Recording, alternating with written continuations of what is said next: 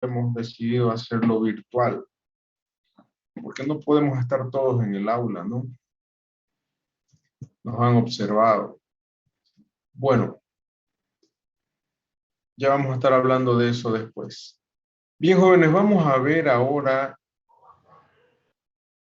todos los temas que hemos avanzado hasta este momento. Hemos visto que el gran regulador de todo en nuestro organismo es el sistema nervioso central. El sistema nervioso central y el sistema hormonal son los encargados de controlar, administrar todo cuanto sucede en nuestro organismo.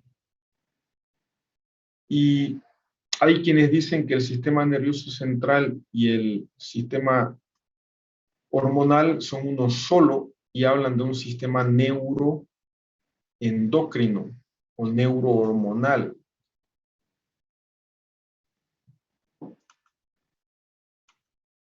Vamos a ver si corre este video. Cuiden sus micrófonos, por favor.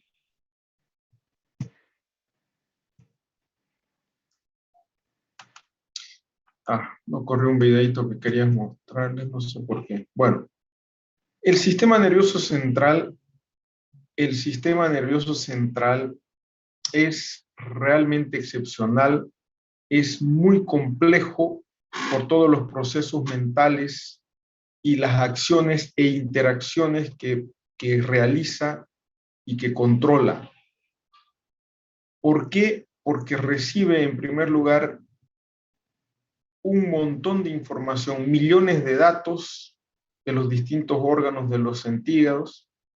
Esta información es recibida, integrada, analizada y a partir de ese análisis genera una determinada respuesta, pero además de eso tiene la capacidad de guardar toda esa información para poder ser utilizada posteriormente como una especie de base de datos que sirve para tener una experiencia previa, comparar con las nuevas experiencias y tomar determinaciones. El sistema nervioso entonces es el supremo rector de nuestra persona, es el que rige, controla, organiza todas las funciones, todo lo que sucede en nuestro organismo, corroborado, coadyuvado con el sistema nervioso endocrino u hormonal. El sistema nervioso se divide en tres sistemas: un sistema nervioso vegetativo o autónomo, un sistema nervioso sensitivo y un sistema nervioso motor. Esperen, vamos a dar paso a sus compañeros.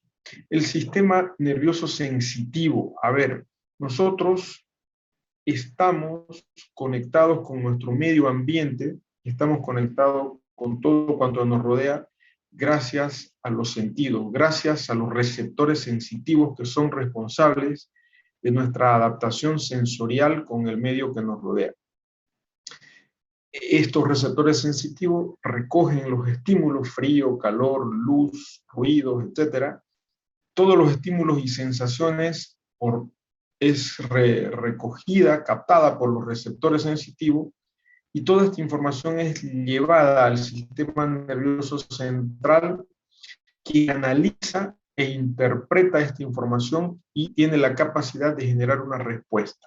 Las funciones del sistema nervioso parten de una experiencia sensitiva que proviene de estos receptores: los visuales, los auditivos, los táctiles y una serie de otros receptores como los quimiorreceptores, etcétera, etcétera, que son los que van a llevar esta información al sistema nervioso central.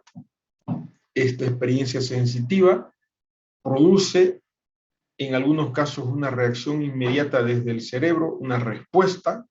Esta respuesta casi siempre es motora, y el otro tipo de respuesta a esta experiencia sensitiva tiene que ver con el recuerdo, con el almacenamiento de esta experiencia. A ver, controlen sus micrófonos, jóvenes. Controlen sus micrófonos. Tito, Tintaya, Dayana.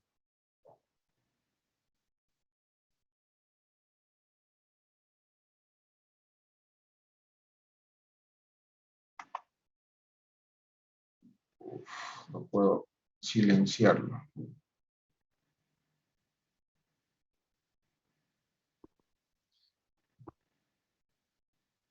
A ver, controlen sus micrófonos, no estoy pudiendo silenciar.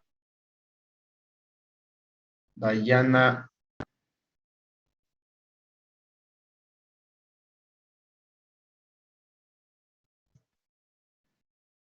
Bueno, si le pueden hablar a Dayana que corte su micrófono, por favor.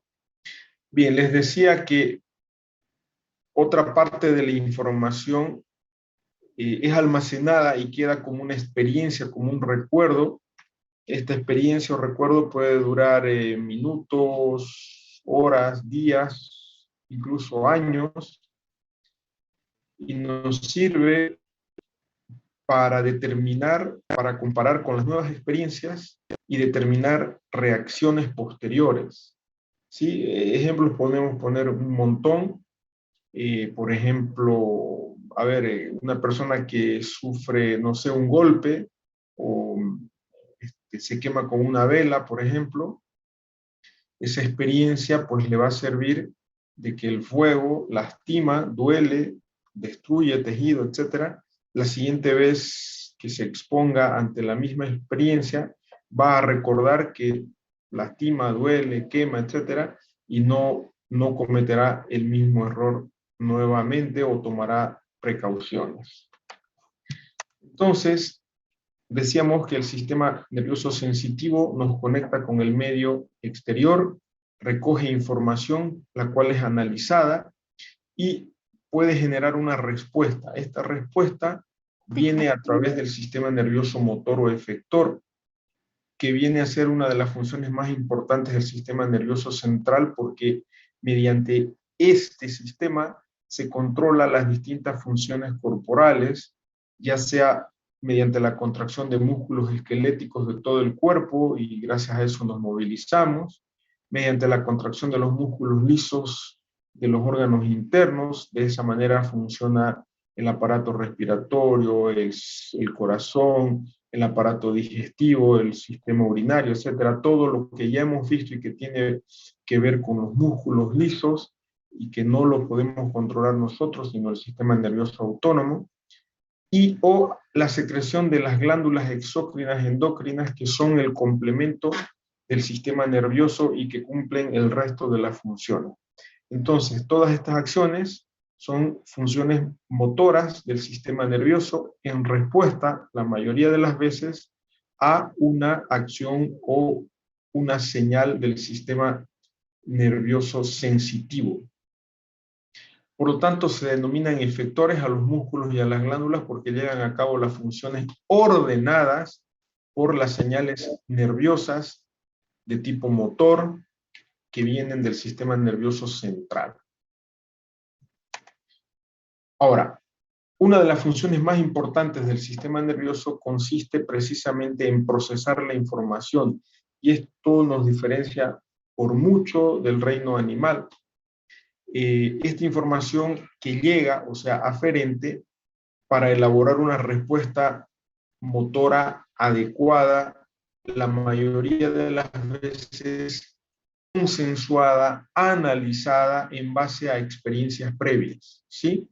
Entonces, esto es muy importante porque todo lo que aprendemos o todas las experiencias que tenemos de cualquier tipo, sea sensitiva, visual, táctil, auditiva, cualquier tipo de experiencia sensitiva, esa información se guarda como experiencia y sirve para generar respuestas posteriores a experiencias iguales o similares. Sin embargo, el cerebro llega a desechar en función al día a día, toda una vida, más del 99% de la información sensitiva que le llega. ¿Por qué? Porque es información que no tiene importancia. ¿qué importancia puede tener si yo estoy yendo de mi casa, qué sé yo, a la universidad, y en el camino se me pasa, no sé, o en el camino en la esquina veo una persona que está fumando y con el celular en la mano? Lo vi, pero esa información es irrelevante. No se va a guardar. Si me llama algo la atención de esa persona porque se parece a alguien, bueno, se guardará un día, 2 días, pero va a pasar una semana y no me voy a acordar más, ¿verdad? O que al salir de mi casa me topé con un perrito que me ladró, pero bueno, si no me mordió no pasa nada y tal vez nunca más me acuerde. O sea, es información irrelevante que se pierde, que el cerebro desecha, pero todo lo importante o lo que nosotros creemos que es importante y queremos guardar como importante, pues sí se va a quedar.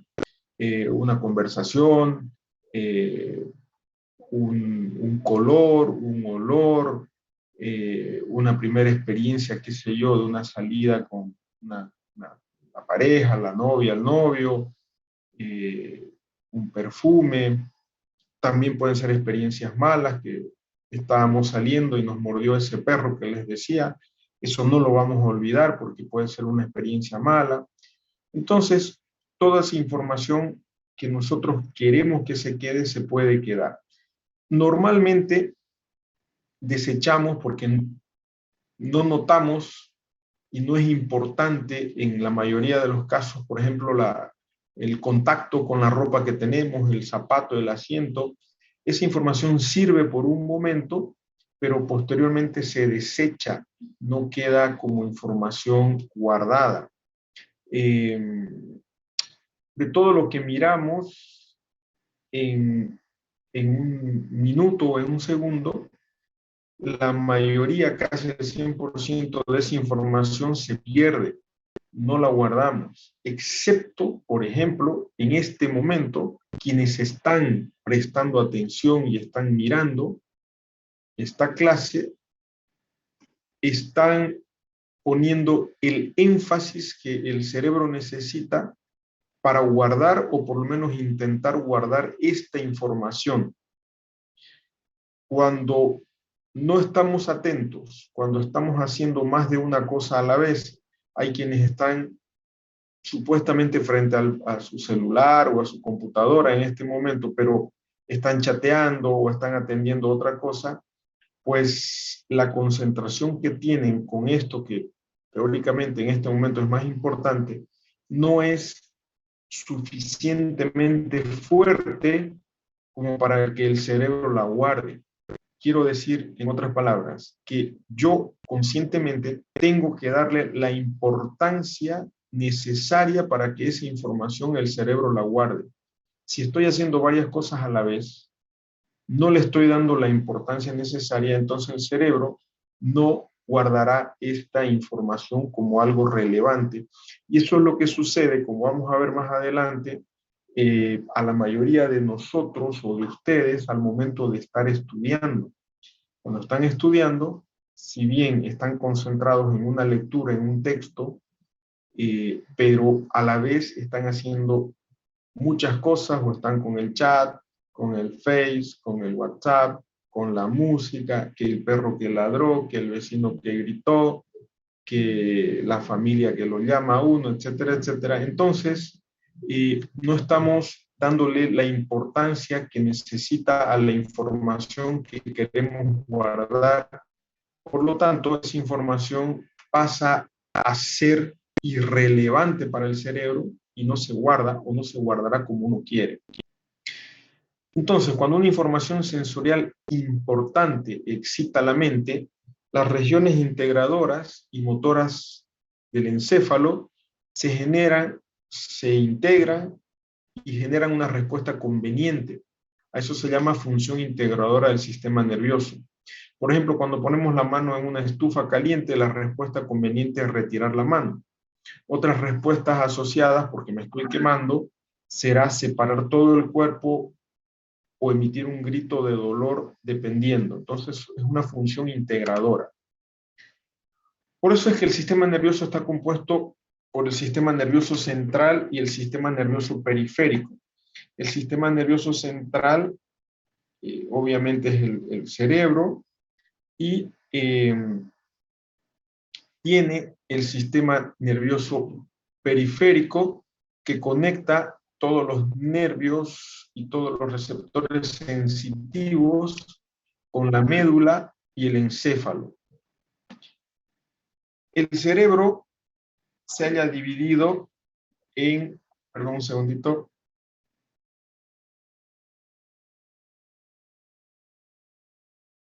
dos hemisferios, el izquierdo y el derecho. El hemisferio dominante es el hemisferio contralateral a la mano más hábil. Yo soy diestro, soy derecho. Por lo tanto, el hemisferio dominante, mi hemisferio dominante es el izquierdo. Y esto, las personas que son zurdas, su hemisferio dominante es el derecho.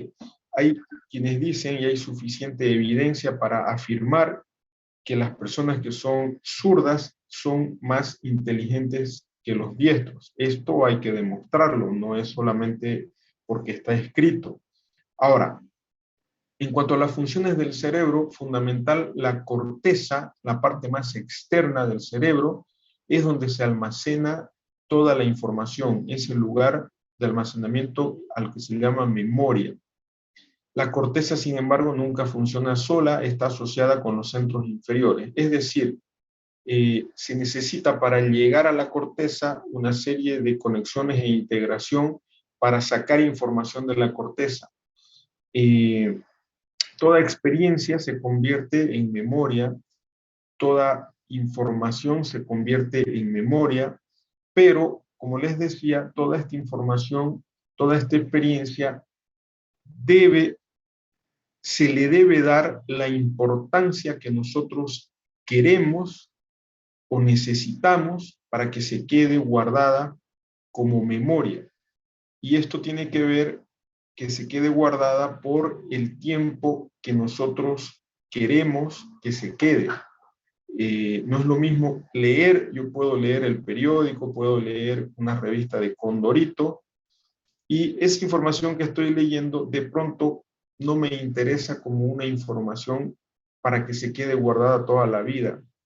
Así que le doy una sola leída.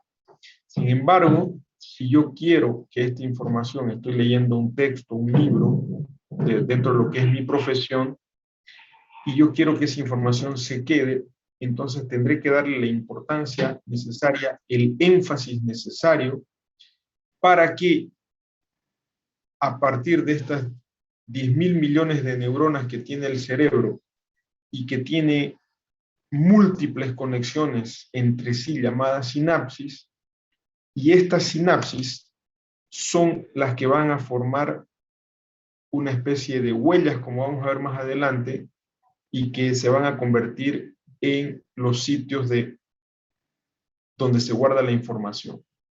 Ahora, el sistema nervioso central también tiene algunos otros componentes, como el cerebelo, que es el centro de coordinación de los movimientos.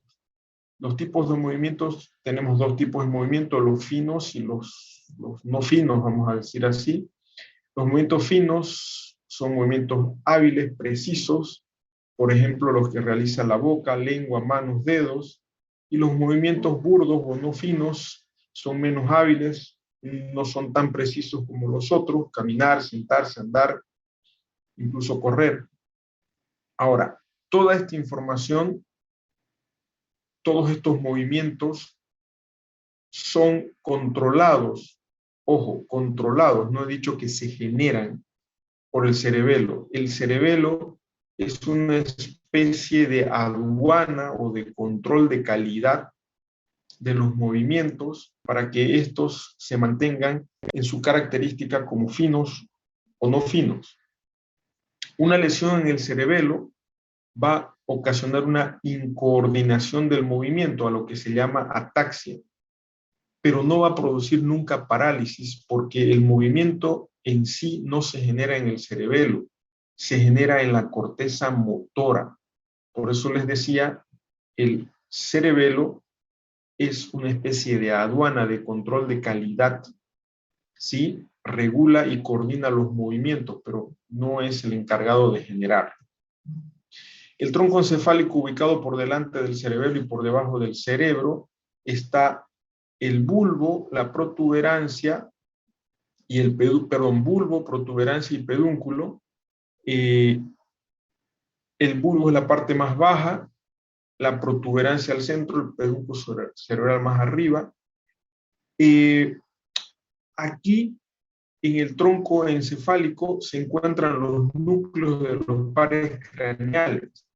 ¿Qué son los núcleos de los pares craneales? Son un grupo de células que regulan o controlan diferentes zonas específicas y funciones específicas.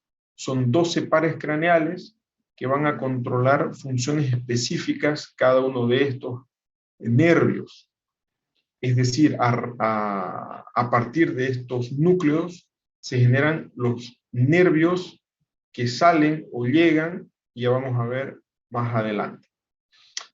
También aquí en el bulbo raquídeo están los centros vitales que regulan la presión arterial, la circulación, la respiración, la deglución. Cualquier lesión en bulbo raquídeo o protuberancia puede ser mortal. Puede ser mortal por la importancia del control que llegan a generar. La médula espinal es la parte del sistema nervioso situada en el interior del conducto raquídeo. Cada vértebra tiene un orificio y el conjunto de vértebras forman un conducto. De esta médula espinal por ambos lados o a cada lado salen las raíces raquídeas nerviosas, que son las que van a formar el sistema nervioso periférico. También desde la médula parten vías nerviosas sensitivas que suben o bajan y ejecutan diferentes acciones. Y la sinapsis es la unión de una neurona con otra neurona, o una neurona con una placa motora, una célula motora, o una neurona con una glándula, etc. Las sinapsis pueden ser químicas, que utilizan mediadores químicos que se llaman neurotransmisores. Estos neurotransmisores son elementos químicos que tienen la misión de hacer que la señal nerviosa, el potencial de acción, pase de una neurona a otra neurona, de una célula a otra célula. La mayoría de las sinapsis son de tipo químicas. También hay sinapsis eléctricas, son menos frecuentes. La membrana presináptica y postsináptica están muy cercanas. Son, como les decía, las menos frecuentes. Y también hay sinapsis de tipo mixtas, que son aún más escasas. Las sinapsis químicas utilizan, decíamos, los neurotransmisores, que son los mediadores químicos, y existen muchos tipos de neurotransmisores. Los más importantes, la acetilcolina, que dependiendo el receptor que activa puede ser generar una acción excitadora o inhibidora. Se encuentra en el sistema nervioso central, en ganglios, placa neuromuscular, etc. Y es uno de los más frecuentes tipos de neurotransmisores. Tenemos a las catecolaminas, donde están la noradrenalina y la adrenalina, que se encuentran a nivel de los órganos internos principalmente, y estos suelen ser excitadores o activadores. Generalmente, la acetilcolina puede ser activadora o inhibidora. También tenemos entre los más importantes a la dopamina, la serotonina. Estos son menos importantes. El GABA o ácido gamma aminobutílico también resulta ser importante y es casi siempre inhibidor. Existen otros neurotransmisores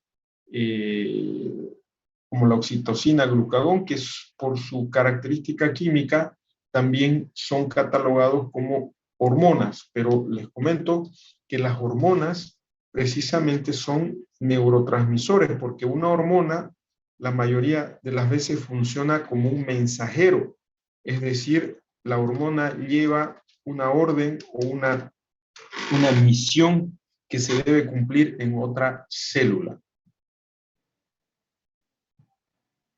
La sinapsis entonces es el punto de unión entre una neurona y la siguiente y controla la transmisión de una señal. Hace que la señal pase de una neurona a otra neurona. Determina también la dirección de la señal nerviosa. Las sinapsis desempeñan una labor de tipo selectiva, pueden bloquear señales débiles, pueden dejar pasar señales intensas, pueden seleccionar y ampliar ciertas señales débiles o canalizar en uno u otro sentido, en una u otra dirección, una sola señal. Ahora, aquí nos vamos a detener un par de minutos. El almacenamiento de la información dijimos que se lleva a cabo en la corteza, en la parte más externa del cerebro. Y es ahí donde esta información se guarda como memoria. Solo una pequeña parte de la información sensorial importante desencadena una respuesta motora inmediata. Solo una pequeña parte de la información que llega al sistema nervioso central, dijimos que el 99% se desecha. Ese 1% tiene la capacidad de guardarse, procesarse como información y almacenarse. Y dependerá de nosotros qué información se guarda por un tiempo, puede ser días, meses o años. Si a mí me dan un número telefónico de una persona que por ahí me interesa, no tengo dónde almacenarlo, pero lo puedo repetir, hasta poder anotarlo, hasta conseguir un lapicero y anotarlo, y estoy seguro que luego de que lo registré, si me preguntan de aquí 1 hora o 2 horas, se me olvidó el teléfono, pero si es de mucho interés para mí, yo puedo retenerlo más tiempo o inclusive toda una vida. Todos los datos almacenados se usan más tarde quiere decir horas, días, años, en la regulación de actos motores o en los procesos mentales, dependiendo qué es lo que estoy guardando como experiencia. La mayoría de los datos se conserva en la corteza cerebral. A eso se llama almacenamiento de información, a eso se llama memoria. Y la memoria es una función de la sinapsis. ¿Qué son las sinapsis? Hemos dicho, son la unión de una célula con otra. Donde se guarda esta información, se forman tipo huellas. Vamos a decir que la unión de esta neurona con esta y con esta otra forma una huella de 3 neuronas, por poner un ejemplo. En esta huella neuronal yo guardo X información. ¿Por qué huella? Porque está pasando por una vía, por una ruta, como una huella de un camino, por donde pasa un auto, un carretón, una moto, y se va formando un caminito, una marca, por eso se llama huella. Cuanto más trajino esa huella, ¿qué quiere decir eso? Cuanto más camino por un sendero, se va formando una huella, se va formando un caminito, se va formando una especie de pozo por donde pasa la huella del auto, por donde pasa los pies de una persona, y eso se va hundiendo, ¿verdad? Y se forma un senderito. Bueno, cuanto más trajino, más marcado es esa huella. Cuanto más repito, cuanto más utilizo esa información, más tiempo se guarda. Cuando ustedes escuchan una canción una vez, 2 veces, 3 veces, 4 veces, esa canción empieza a quedarse en nuestro cerebro y cuanto más escucho esa, perdón, cuanto más escucho esa canción, más fácil se viene a mi memoria y la repito con más facilidad 1 y 1000 veces. Bueno, de eso se trata la memoria. Hago algo, más lo aprendo, ¿correcto? Entonces, el almacenamiento de la información tiene que ver con eso. Por un lado, y esto lo voy a repetir, por un lado, con la importancia que yo le doy a lo que quiero guardar. Entonces ahí viene lo que les decía hace rato. Cuando estoy estudiando, si yo en el momento que estoy estudiando estoy haciendo varias acciones al mismo tiempo, que chateando, que viendo mi WhatsApp, que pendiente de las fotos de Instagram, Snapchat y no sé qué más, que estoy escuchando música. Es decir, estoy demasiado distraído con mucha información. Entonces, lo que yo estoy guardando, por decirle, leo el primer párrafo que tenemos aquí. Leo este primer párrafo. Entonces, lo repito 2, 3 veces, mi cerebro va a guardar acá. Me distraje, chateé, abrí mi celular, mi Facebook, luego quise volver a la lectura y repetí este otro párrafo. Lo repetí 2, 3, 4 veces. Pero mi cerebro, esa información, como la primera información se guardó acá, esta otra información, después de estar distraído, la guardó acá. Lo mismo, me distraje, hice una cosa, otra cosa, volví y me aprendí los últimos 2 párrafos. Esa información se va a guardar por abajo, por otro lugar, en otro sitio, en otra huella. Entonces, cuando yo quiero integrar toda esta información, en el momento en que lo estoy haciendo, probablemente por lo fresco de la información, probablemente haya una secuencia de almacenamiento de esta información. Pero más adelante, cuando llega la hora del examen, por ejemplo, y yo quiero sacar esa información para responder una pregunta, resulta que mi información está por acá, por acá, por el otro lado, y hasta que mi cerebro ubica a toda esa información, hasta que mi cerebro junta toda esa información, resulta que se acabó el tiempo del examen. Y esto les ha pasado miles de veces a ustedes, que terminan el examen y en ese momento se viene la respuesta de la pregunta y ustedes se dan cuenta que sí lo sabían, la información les llegó, pero les llegó demasiado tarde. Y ese es un error de técnica de estudio, es un error en la forma de estudiar. Yo lo que siempre recomiendo es que cuando vayan a estudiar es mucho más efectivo 1 hora concentrados, desconectados del mundo, apagando celulares, computadoras, apagando todo, concentrarse única y exclusivamente durante 1 hora, que 3 horas continuas conectados con todo el planeta. ¿Sí? Esa información se les va a escapar, se les va a ir, no se les va a quedar por mucho tiempo. Y resulta que lo que ustedes están aprendiendo en este momento es información que debería quedarse para toda la vida. Pero eso no es así, porque por más de que tengan un examen, están estudiando ahora y mañana saquen 100, esa información no va a quedar para toda su vida. Esa información que no ha sido guardada adecuadamente se les va a olvidar y va a ser lo mismo que nada. Entonces, ¿qué tipo de profesionales van a ser si la información relevante no se les está quedando? Por eso es que es muy importante, primero, darle la importancia de lo que estoy tratando de guardar, y estoy hablando exclusivamente de estudio. Y segundo, hacer verdaderas huellas de información, y la huella de información solo permanece más tiempo mediante un acto llamado repetición. Cuanto más repito algo, más huella va a tener. En resumen, ¿qué significa eso? Si yo quiero aprender algo, debo repetir su lectura 2, 3, 4, 5, 6 veces. Y no lo que hacen ustedes, leer una sola vez. Yo leo el periódico. Yo les aseguro que si hago una encuesta, y alguna vez yo lo hice, la mayoría de los estudiantes solamente leen 1 o 2 veces, exagerando 3 veces, para ir a dar un examen.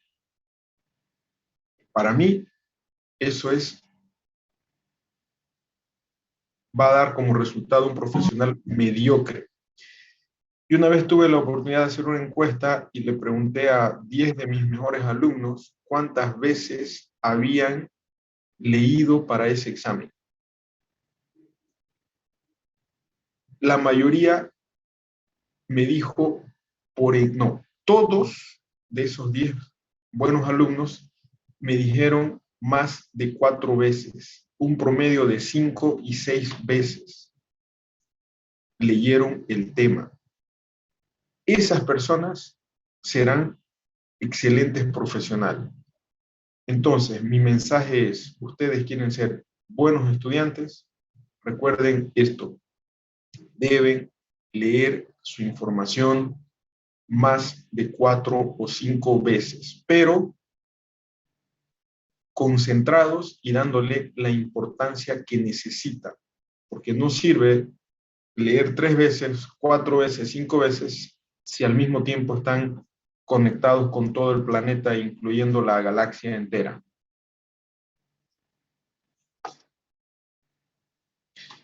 La secreción de acetilcolina por las terminaciones nerviosas se presenta de la siguiente manera. Fíjense ustedes, aquí tengo una neurona, aquí tengo otra, una célula, esto puede ser una neurona, puede ser un músculo, no interesa. En la neurona están estas vesículas que están llenas de acetilcolina.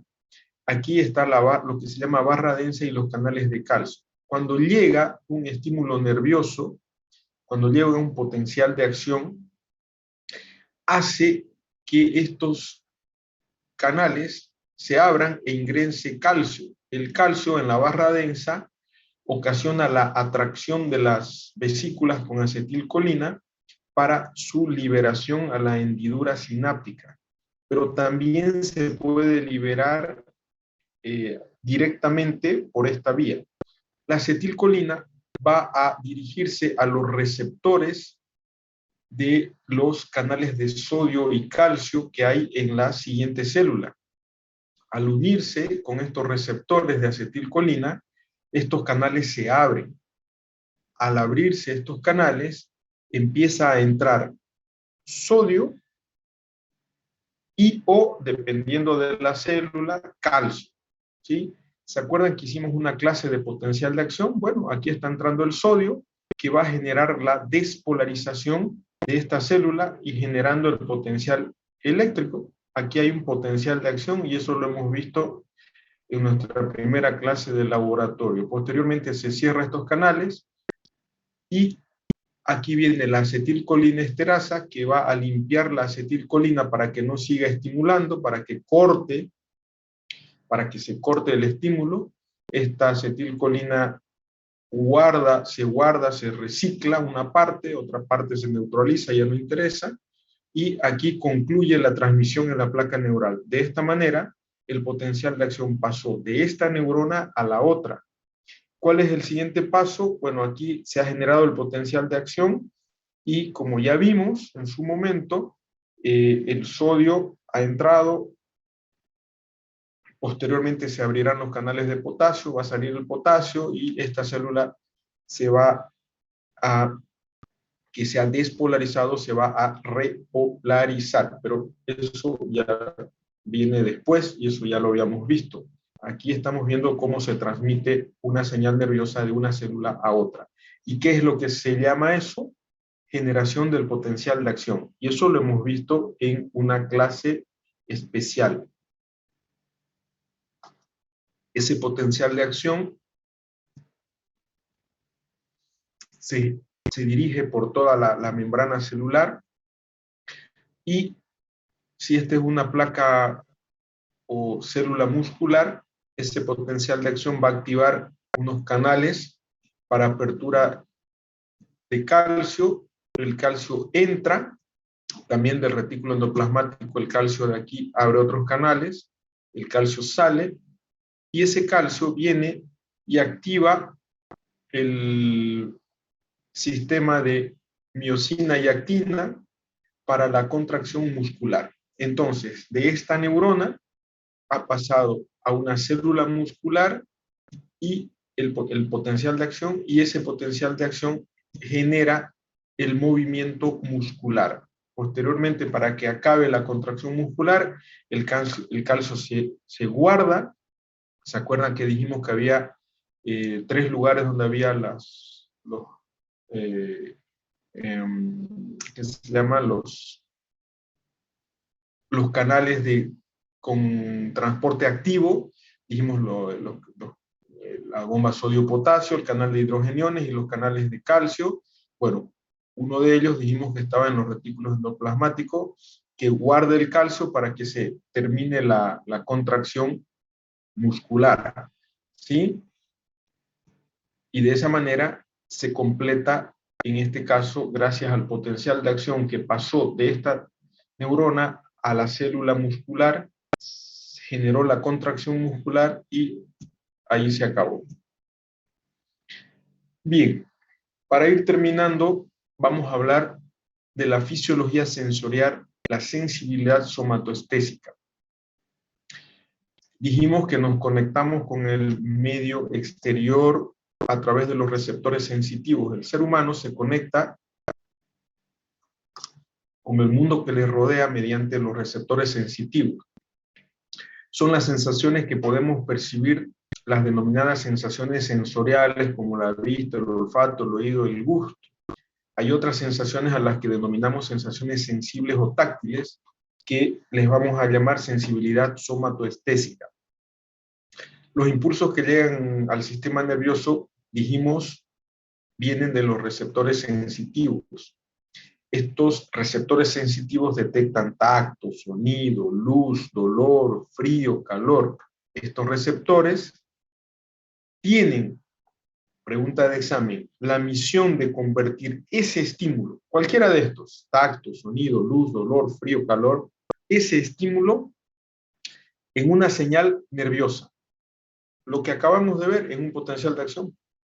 Entonces, lo que yo siento como tacto, el sonido, la luz, el dolor, el frío, el calor, todos esos estímulos, los receptores, estos receptores lo van a convertir en una señal nerviosa. Y esa señal nerviosa es la que llega al sistema nervioso central, y el sistema nervioso central interpretará esa información como frío, como calor, como dolor, como luz, como ruido, etc. En esta primera parte vamos a ver los receptores sensitivos y estímulos sensitivos, y luego el siguiente capítulo vamos a ver los sentidos: oído, gusto, olfato y vista. Hay 5 tipos básicos de receptores sensitivos: los mecanorreceptores, que miden la compresión o el estiramiento mecánico del receptor, es decir, funcionan o por estiramiento o por compresión. Para que se activen, tienen que ser o estirados o comprimidos. Los termorreceptores, que recogen los cambios de temperatura como frío y calor. Y los nociceptores, que son los receptores del dolor, que detectan las lesiones que sufren los tejidos, ya sean lesiones de tipo físico, un golpe, o químico. Hay 5 tipos básicos de receptores sensitivos. El tipo de receptor 4 son los receptores electromagnéticos o fotorreceptores, que son los que detectan la luz y que vamos a ver en el siguiente capítulo. Y el último, el 5.º tipo, son los quimiorreceptores, que detectan sensaciones de tipo química, como el gusto, el olor. Los quimiorreceptores, que detectan la cantidad o concentración de oxígeno, la osmolaridad, la concentración de dióxido de carbono, etcétera, etcétera. Algunos de estos ya los vimos, ya los analizamos. Bien. Transducción de los estímulos sensitivos en impulsos nerviosos. Las corrientes eléctricas locales en las terminaciones nerviosas van a generar un potencial de receptor. Como les decía, cualquier estímulo de los que hemos mencionado, el receptor tiene la misión de convertir ese estímulo en un potencial de acción. tiene la misión de convertir ese estímulo en una información de tipo eléctrica, en un impulso eléctrico. Por eso es que todos los receptores comparten esta característica. Se estimulan o se excitan y esa acción convierte ese estímulo en un potencial eléctrico. A eso se le llama potencial del receptor. Los receptores se excitan de diversas maneras, dependiendo del tipo de receptor. Como ya dijimos, por deformación mecánica, ya sea por compresión o estiramiento, por acción de una sustancia química. Esta sustancia química va a abrir los canales iónicos, o modificación de la temperatura, ¿no? Por efectos electromagnéticos, en el caso de los receptores de luz en la retina de los ojos, etc. Por lo tanto, en todos los casos, la función básica es que el estímulo que sea, según el tipo de receptor, convierta ese estímulo en un potencial de acción. ¿Cómo? Modificando la permeabilidad de la membrana para que entre sodio o calcio. Porque ¿qué es lo que genera el potencial de acción o el potencial de membrana? La entrada de sodio o calcio. Cualquiera de los dos, y en muchos casos los dos. Y eso ya lo vimos en una clase, en laboratorio, y eso ustedes saben muy bien, si no, lo repasarán. Entonces, eso, en resumen, es lo que genera o lo que debe suceder para la generación de un potencial de acción, un estímulo para que un estímulo sensitivo, auditivo, etcétera, genere un potencial de acción y esa información viajará al sistema nervioso central como una señal eléctrica. Dependiendo a dónde llega esa señal eléctrica, el cerebro lo interpretará como ruido, como luz, o sea, colores, ¿no? Lo interpretará como dolor, como frío, como calor, bueno, dependiendo del receptor del que estamos hablando. Creo que tenemos 10 minutitos más. Vamos a hablar de las sensaciones somáticas. Entonces, las sensaciones somáticas, la sensibilidad somática es el mecanismo nervioso que recopila la información sensitiva de todo el cuerpo. Las sensibilidades somáticas pueden clasificarse en 3 tipos fisiológicos. Y esto es pregunta de examen. Las sensibilidades o sentidos somáticos mecanorreceptoras, ejemplo, todas las sensaciones táctiles, que pueden ser por compresión, ¿sí? Simplemente por roce, etc. Y las sensaciones posicionales. Nosotros percibimos si estamos sentados, parados, en movimiento, echados, con el brazo a un lado, estirado, etcétera, etcétera. Luego tenemos las sensibilidades o sentidos termorreceptores que detectan calor-frío, y la sensibilidad o sentido del dolor, que obviamente tienen que ver con cualquier estímulo que dañe los tejidos, ¿correcto?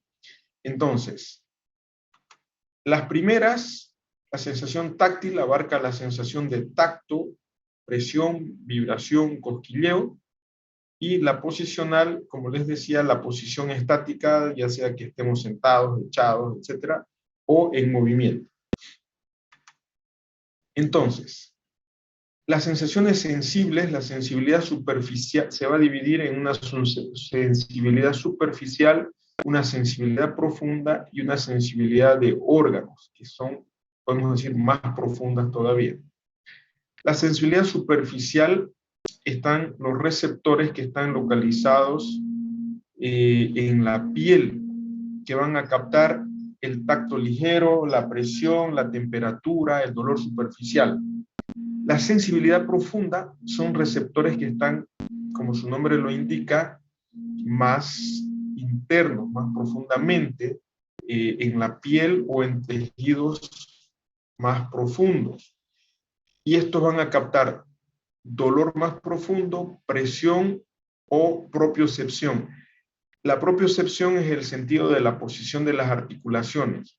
Yo puedo estar con los ojos cerrados y me puedo dar cuenta si estoy con los brazos extendidos, flexionados, etcétera, etcétera, gracias a la información que llegan de las articulaciones al cerebro, que le manda información de la posición de esa articulación, si está estirada, doblada, etcétera, ¿no? Y luego tenemos la sensibilidad de los órganos, de intestino, corazón, pulmón, riñón, etcétera, que van a captar dolor, compresión y también vibración. Tipo de estimulación. Las energías para estimular un receptor pueden ser de muchos tipos. Esto ya lo vimos: mecánica, química, térmica, ondas electromagnéticas, presión. Ya lo vimos esto cuando hablamos de los otros receptores. Cada receptor responde especialmente a un estímulo. Hay receptores para frío y hay receptores para el calor. No es que un mismo receptor va a ser estimulado por el frío y por el calor. No.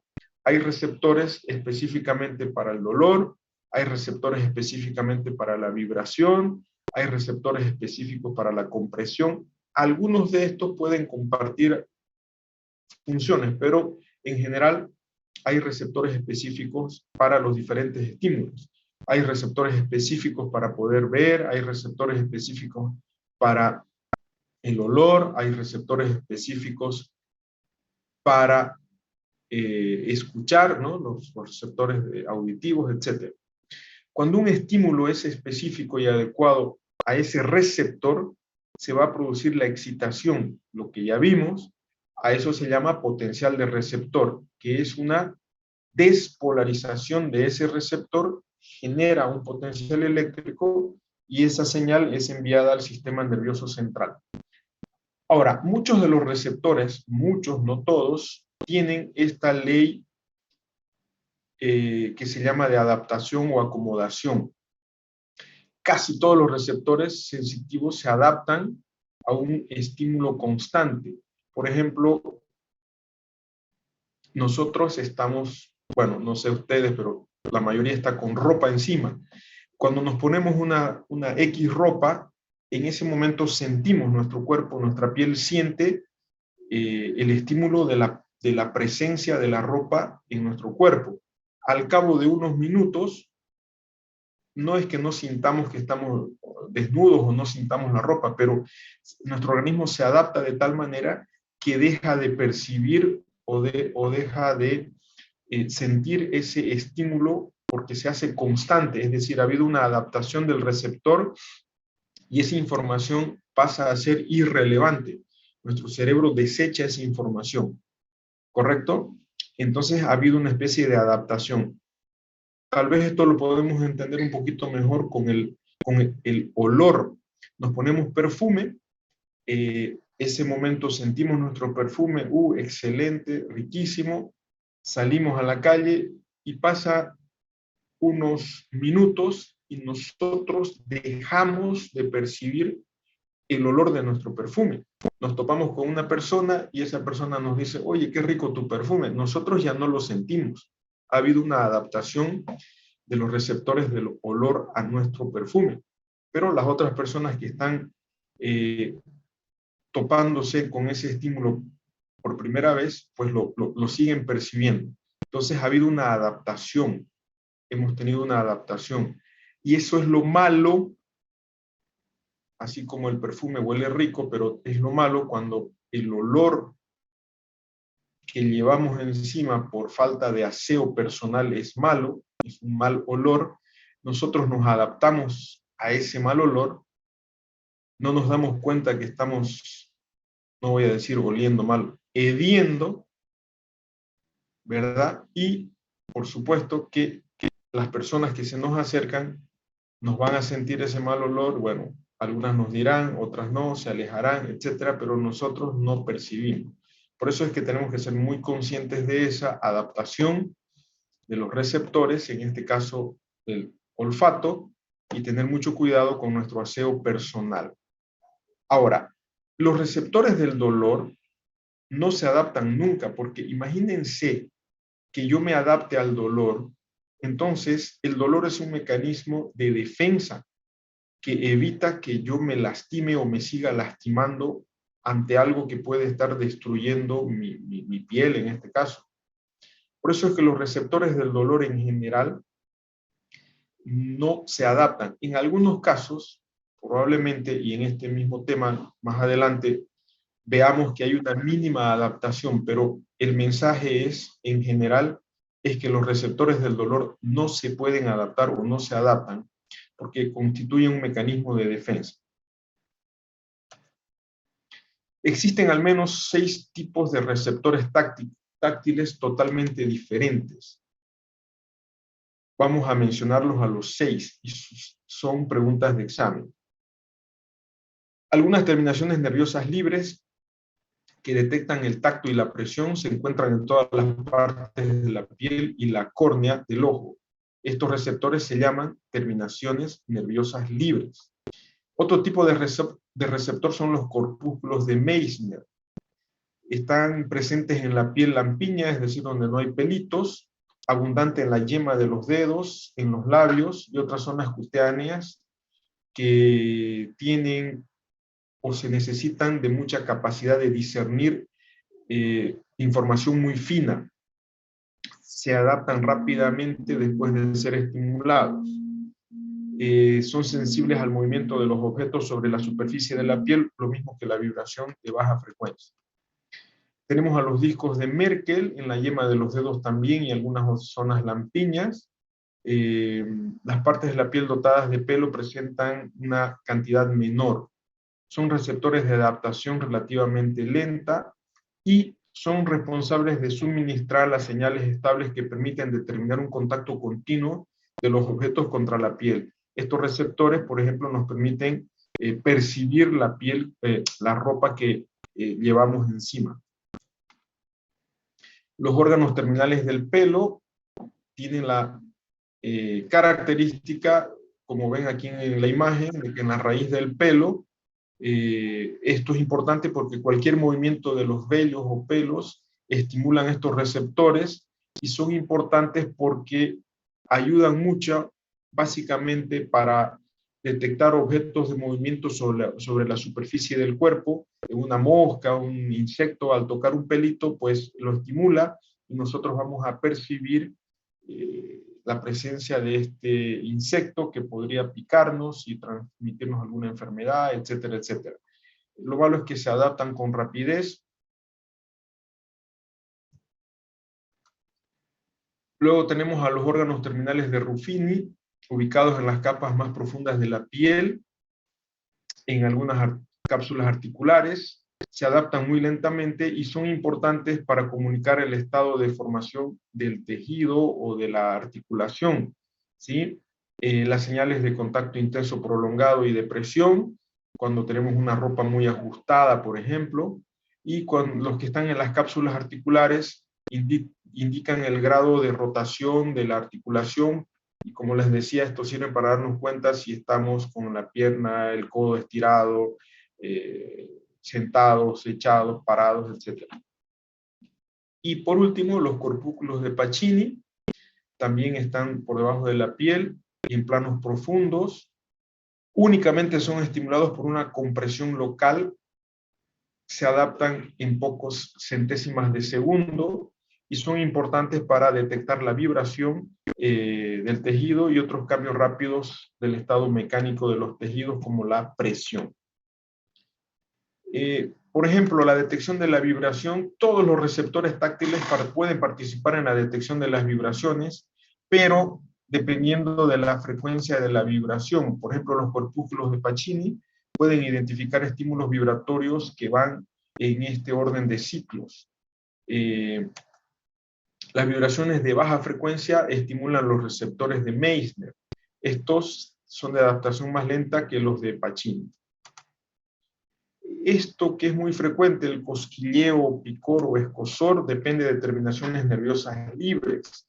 Se encuentran exclusivamente en las capas superficiales de la piel El propósito de esta sensación de picor es la de atraer la atención hacia estímulos superficiales leves, por ejemplo, la presencia de insectos, una pulga, de un mosquito, etcétera, de una hormiga, mosca, etcétera, que nos puede, como les decía, llegar a lastimar, transmitir una enfermedad, etcétera, etcétera. Entonces, al darnos esa sensación de escozor o de picor, nosotros llevamos la mano y para que se acabe, para que se corte esa sensación, tenemos que rascarnos, pero ese acto hace que nos libremos de ese agente insecto invasor. El picor puede aliviarse solamente con el rascado y de esa manera eliminamos el agente causante. Se cree que las señales de dolor suprimen también las señales de picor. A veces hay ocasiones en las que para que nos deje de picar tenemos que ocasionarnos cierto grado de dolor, ¿correcto? Les ha pasado muchas veces, nos ha pasado muchas veces a todos, que provocando sobre ese receptor una pequeña sensación en esa zona de dolor, suprime al escozor y bueno, y nos deja de picar. Bien, las áreas estructurales de Brodmann, fíjense, este es un cerebro y al cerebro se lo ha mapeado en la mayoría de los casos con números, aunque algunas áreas que tienen números también tienen nombres específicos. ¿De qué sirve esto? Por ejemplo, las áreas somatosensitivas 1, 2 y 3, aquí llegan todas las sensaciones sensitivas de nuestro organismo, al área 1, 2 y 3.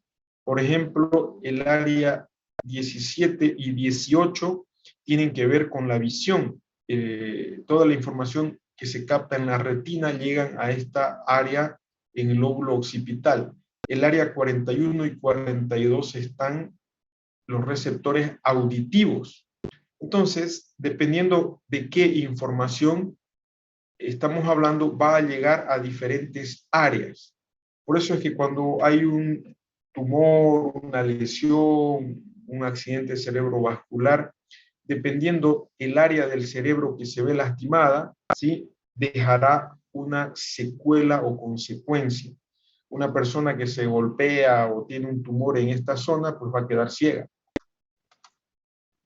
Como les decía, el área somatosensitiva 1 y 2 tienen que ver con todo lo que estamos viendo de las sensaciones somáticas que se recogen. Por ejemplo, el área somatosensitiva 1 le llega información del muslo, tórax, cuello, hombros, manos, dedos de la mano, lengua, abdomen. En el área 2 llegará información de la pierna, el brazo, cara. Sin embargo, si bien están vamos a decir separadas, marcadamente separadas, pero existen proyecciones y comunicaciones entre ambas, por supuesto. Y para terminar y quedar aquí, vamos a hablar de la sensibilidad térmica, los receptores térmicos y su excitación. El ser humano puede percibir diferentes grados de temperatura o sensación térmica que van desde el frío intenso al calor intenso, desde el frío de congelación, pasando por el frío, el fresco, temperatura. Ahorita creo que estamos aquí, ¿no? Temperatura normal, templado tibio, cálido o calor ardiente o abrasador. Entonces, las gradaciones térmicas se distinguen como mínimo por 3 tipos de receptores. Tenemos receptores para el frío o el calor. Cuando está muy, muy frío, se excitarán receptores del dolor. Cuando está muy, muy caliente, se excitarán también receptores del dolor, ¿sí? Los receptores para el frío y para el calor están situados inmediatamente por debajo de la piel en puntos sueltos separados entre sí. Hay zonas donde hay mayor cantidad de receptores sensitivos, ya sea para el frío o para el calor, por eso es que hay zonas donde sentimos más frío o más calor. La mayoría de las regiones corporales existen de 3 a 10 veces más puntos fríos que puntos de calor. Por ejemplo, los labios son una zona bastante sensitiva porque tienen muchos receptores para frío y para el calor, al igual que en los dedos de la mano. En la espalda, por ejemplo, es una zona con menor cantidad de receptores sensitivos. Son terminaciones, tanto para el frío y para el calor, son terminaciones de tipo nerviosas libres. Para el frío son terminaciones, bueno, esto no me interesa mucho. Y dependiendo del mayor, por ejemplo, si es muy frío, si hace mucho frío, se van a estimular mayor cantidad de receptores para el frío y por lo tanto la sensación que vamos a tener de frío será mayor. Lo mismo sucede con el calor. Y repito, cuando estamos en un extremo de muy frío, hace mucho frío, pues además de los receptores del frío, se llegan a estimular los receptores del dolor. Por eso es que hay estímulos de frío que llegan a producir incluso dolor. Si no me creen, agarren un cubo de hielo durante algunos segundos y van a ver que primero sentirán frío y posteriormente dolor. No les digo que hagan lo mismo con el calor, porque con el calor se pueden quemar y se pueden lastimar y producir lesiones muy graves, pero exactamente sucede lo mismo. Y vamos a quedar aquí en las sensibilidades somáticas y vamos a hablar el próximo martes específicamente del dolor. Aquí vamos a quedar. Quiero decirles que el examen que tenía que hacer ahora tuve un problemita con la plataforma, no me permitía programar, parece que ya se solucionó, entonces el examen va a ser hoy a las 11 de la noche, debido a que algunos compañeros de ustedes no pueden antes. ¿Listo? Va a ser a las 11 de la noche el examen que me deben de fisiología del aparato digestivo. Este tema lo vamos a concluir el día martes. Al día siguiente, el miércoles, dan examen. Les estoy avisando una semana antes, y esto porque también tenemos la próxima semana el tema de las exposiciones. Eso lo van a coordinar con sus auxiliares. ¿Tienen alguna pregunta? Doctor, buenas tardes. Disculpe, ¿el examen va a ser por la página de la universidad nuevamente o no va a enviar un enlace? Ya se van a enterar en la noche. Ya, doctor. Listo. Usted tiene que estudiar nada más. ¿Preguntas? Doctor, buenas tardes. Hola. Entonces las exposiciones inician la otra semana. Positivo móvil 8. Ya, Mañana gracias. tenemos clases con el grupo de jueves y viernes tenemos clases presenciales en laboratorio. Listo, chicos. Si no hay preguntas, nos vemos. Hasta luego, doctor. Hasta luego, Chao, doctor. brujas. Chao. Hasta luego, doctor. Chao, brujas. Luego.